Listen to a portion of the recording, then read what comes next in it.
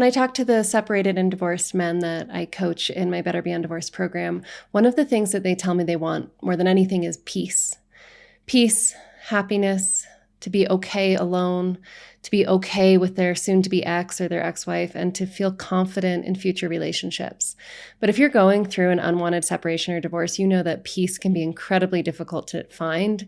It's even harder to find if you're cohabitating with your soon-to-be ex. But even after you're divorced, peace can be hard to find. Often your ex-wife is taking up a lot of real estate in your head. She's in your brain, she's in your thoughts, and she might actually be disruptive in your life, in your day-to-day life as well. But if you follow these 3 simple rules, you can protect your sense of peace during an unwanted separation or divorce, even if you're cohabitating with your soon-to-be ex, and even if your ex-wife has taken on a lot of the language that is so popular in 2025 and is calling you a narcissist or emotionally abusive or controlling, or has labeled you or diagnosed you in any of these different ways. You can still protect your peace if you follow these 3 simple rules.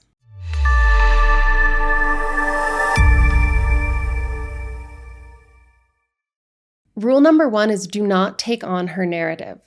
She has a story she's telling about this divorce, and for most of the men I work with, that story is about how bad you are, how you're to blame, your role in all of it, and often it looks like everything is your fault.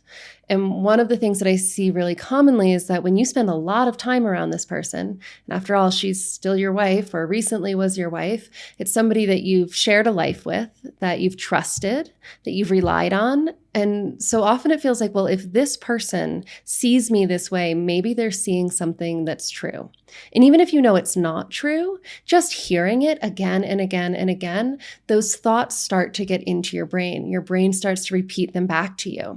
And so a lot of men get caught up in her narrative and they start doubting themselves. They start wondering if they really are bad, if it really is all their fault. They're trying to own their part in it and take responsibility, but it's muddied. How much is my role? How much is hers? What's really true in this narrative? Did she ever love me? Was I ever a good husband? Were we ever happy together? Right? All of these questions, it can start to really make you question what's true and what your past and present really looks like. But her narrative is one-sided, especially if she is the one who initiated the divorce or is filing for divorce. She made this decision and now she has to justify it to herself. And so even if it's happening subconsciously, her narrative is naturally going to be skewed. The other thing that is going on is that she's probably in some degree of nervous system activation, which means she has some amount of a fight or flight response going on. She feels frightened, anxious, or angry. So if you see anxiety or anger in your soon-to-be ex or your ex-wife, those are signs that she's having a fight or flight response. Most people do to divorce, whether they're choosing it or not, because it's a very disruptive life event. So there's a lot of thoughts and feelings that come up. But one of the things that happens when any human being is in an activated nervous system state, it changes the way we process information. The brain becomes hyper-focused on the perceived threat and it drops all other information. And this makes sense, right? Like if there's a lion attacking you, you don't need to be thinking about like the good memories in your past. You need to be thinking about how do you get away or how do you fight back in a dangerous situation. So her brain is also filtering her memories of the past to only pull up what's relevant to helping protect her from the threat she perceives in the present. Which is just another way of saying that she does not have a balanced or rounded memory of the past right now. And so her story, her narrative is going to be very one-sided. So don't take that on. And there's a couple of things that you can do to protect yourself from kind of accidentally or subconsciously absorbing her narrative about the divorce. One of the best things you can do is surround yourself with people who can reflect you back to yourself, people who know you, who can see who you really are, beyond what she's accusing you of, and help you remember the other parts of you. So friends and family are great for this, but they're not the only ways to get this support. This is a huge role that a therapist or a counselor can play for you. A coach can do this for you. And one of my favorite ways to do this, I think one of the most effective ways to do this for men is to join a men's group or a support group. So somewhere where you're with other men who can see you for who you are and reflect that back to you. I want to share a comment from one of the men in my Better Beyond Divorce community. So it's a men's group. It's a men's support group. And this is the kind of communication that they get. And I just want you to see what it can feel like to be greeted by somebody who sees the best in you when all of you've been hearing from your ex-wife or soon-to-be ex-wife is about the worst in you. So this man says, "Hi, warmest welcome to our community. We understand your pain and the wide range of emotions you are going through. We have all been there and will be there as you walk through this with us. The program is solid and it works. It takes work and you have to follow Rachel's instructions, but you will get relief. Please keep us posted on how it is going. You are not alone through all of this. You have a community of brothers that will support you and help you." It's one of the most heartwarming and inspiring things that I see in my work is the way that men support one another. And men who doubt themselves, who can't see the good in themselves, they recognize it so quickly in the other men in the program. And so being around men who are going through similar situations and seeing what's good in them will also help you remember what's good in you. So they can reflect the narrative back to you, and they'll also remind you that there's more to the story than what she's telling. The other thing that you can do here is actually to write your own narrative. And I mean actually write it down. When we write something down, it causes the brain to slow down and really look at it. So a great exercise to do if your ex-wife or soon-to-be ex has a really nasty narrative about you is to get really calm and grounded, take some deep breaths. If you don't know how to get calm and grounded right now and you're in a really activated state yourself, please go to this video. This is my divorce survival guide. It lists the 9 emotional stages that most men go through during divorce, and it will give you tools at each stage to help you regulate so you can get calm and grounded. And then once you do that, once you feel a little bit more stable, like you can take a step back, I'd like you to mentally take a step back and actually look at the situation and write it down. What is a more honest, a more balanced narrative? What is more true about the situation you're in than what she's telling? Write it down and then read that to yourself every day, and it will help you stay present to the reality of the situation and not get pulled into her skewed narrative. There are 2 types of men that I see in my work as a divorce coach. Those who get better, rebuild their lives, find purpose, meaning, start dating, finding love again, and then those who don't.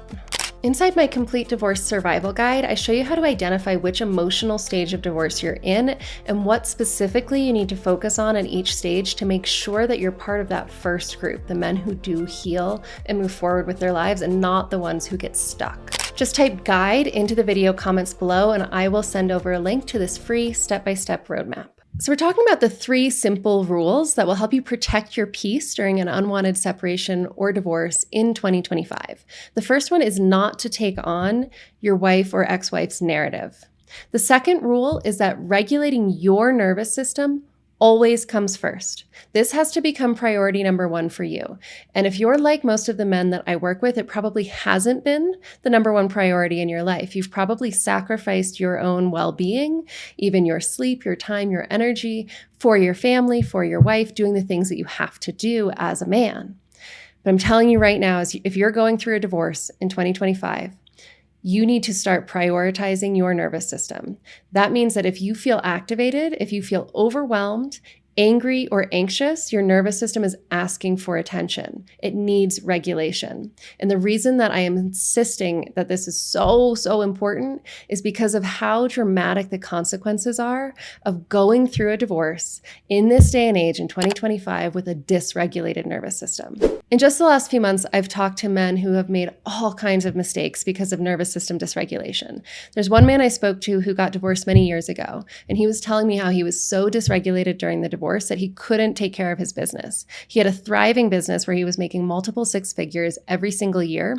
He couldn't keep it together. He couldn't take care of his clients. He couldn't work with his employees. He ended up having to close his business. He took a job for $60K a year, and he was stuck working there for 6 years before he felt healthy and strong and focused enough to step back into the entrepreneurial world. He lost 5 years of his life. And how much money? Probably close to $1 million from the business that he was making because his nervous system was dysregulated and he didn't know that he needed to prioritize that regulation. I also checked in with a client that I had a little while back. He was so dysregulated during his divorce that he just gave everything up. He'd been doing really well. They had 2 homes. The divorce process was so triggering for him. It created so much anxiety in him. And he just needed it to stop that he just gave his wife everything. He ended up sleeping in his car for a few months. And then he was working this horrible job where he had to work nights and weekends and his sleep was disrupted.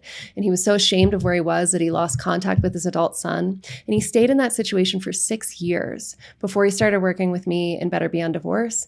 Finally regulated his nervous system. He was also having some heart problems at that point from the dysregulation. So these consequences are major, and I could go on and on. There's another man I just spoke to a couple days ago who threw himself into work to cope with the stress of his divorce, and 2 years later, he just had a stroke. There is nothing more important right now than taking care of your nervous system, learning to recognize when you're activated and getting the tools you need to self-regulate. It is the single most important thing you can do for your future. It is going to help you financially. It's essential for your relationship with your children, whether they're young kids who need your help in processing this divorce themselves, or adult kids that you don't want to alienate during the divorce process.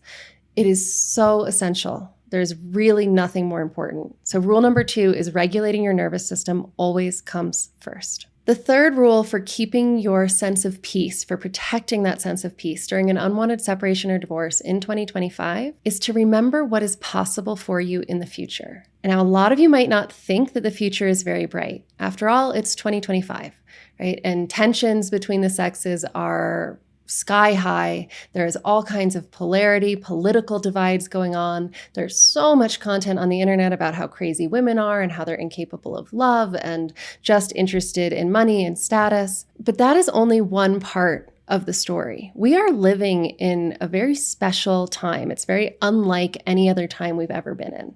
In 2025, there is more awareness about the impact of trauma on our ability to function in relationships than there has ever been before. There is more research out there. There are more tools available to us to heal our traumas and become securely attached, to have healthy relationships with ourselves and with other people. And that material, that knowledge is more accessible than it ever has been before. It's all over YouTube for free. So many people now have access to information to help them understand why they've behaved the way they have in relationships and to start healing those wounds. And there are more people than ever before who are doing that work, men and women both. We now know that people are inherently empathetic, compassionate, and desire deep connection when they feel safe. We know that it's the fight or flight response that causes these really negative and harmful behaviors to come out in relationships. And because of this, because we live in a year, in 2025, where we have all of this information available, all of these tools available, and so many people, men and women both, are doing this work, and we have this deeper understanding of how to have healthy human connections and how to heal the wounds that have stopped us from doing that in the past. Because of that, I see my clients, when they start dating again after divorce, have the same experiences again and again. In the beginning, they're afraid and they have a lot of doubts. They're like, Rachel, I don't know. Seems like maybe women are just kind of crazy. I don't know if I'm going to find somebody who's actually done the work on herself too. And plus, I haven't dated in 20 or 30 or 40 years, and now it's all online, and like, how do I even set that up? Right? So in the beginning, there's a lot of fear. But then they start going out on dates. They start actually meeting these women, and the experience that I see them having again and again and again is the same. They come back and they say things like, women keep telling me that I'm really easy to talk to. I went on this date, and this woman told me that she just felt so safe with me, she could just open up.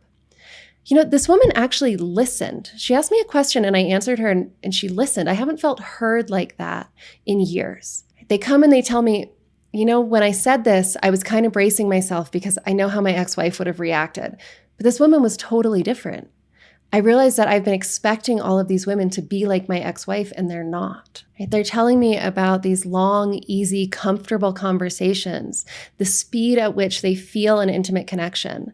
I have one client who writes about how in just 4 months dating a new woman, he feels closer to her than he ever did in 10 years of marriage with his ex-wife. And then there's this recent comment in my community where one of my clients writes in and he says, my life is night and day from where I was in the trenches this time last year.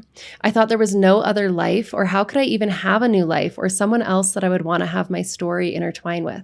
But yet here we are. I am in a relationship with a wonderful woman who is passionate about me, and I her, and we are seeing where things go. To all my brothers, keep up the fight. You're doing great. You'll be here sooner than you know it. So if you want to keep your peace, protect your peace during this incredibly challenging and difficult transition, remember, do not adopt her narrative. Regulate your nervous system. That has to come first before anything else you do. And remember what is possible. Don't get taken in by all the fear-based content that is out on the internet and in the news. There are more people doing this internal work, just like you are here in this video, than ever before because this information is so available. But that also means that there's a lot of fear-based content that's so available also, and it's easy to get sucked into that. So if you're going to protect your peace, you have to remind yourself of what is truly possible in 2025 and beyond. And I will, for those of you who are a little bit older or who have young children, I want to say a special shout out to you. It is possible for you too. I have had clients in their 70s go on amazing dates and find new successful relationships. And I have seen men on their second divorce with multiple young children find love again. So regardless of your age or your circumstances, this is possible for you too. So these are great ground rules, you guys, but I know you might also be dealing with some really concrete and challenging situations. For instance, a lot of people's ex-wives or soon-to-be exes get really mean, and it's not just a strong narrative they're telling, they can be downright nasty.